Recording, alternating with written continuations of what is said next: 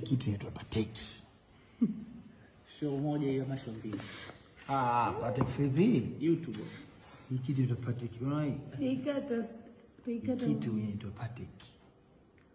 Filimbi pateki na kitu hapo vya gold sasa hivi. Kaitafute. Kawe kaandika tu pateki Philip. Philip inaitwa sio.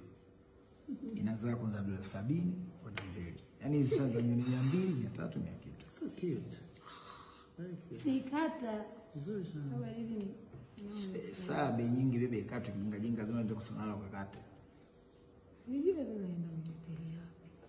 Niliwaambia sijafungua sijajua kinamjua mtoto matusi yake. Akawa kuna chashi wa Kendwa. Kuna chashi zake. Ngaya kwenye ndani moja. Niliwaambia. Waambia. Kwa hiyo unafanya hivi ndio wewe. Mpenzi wako.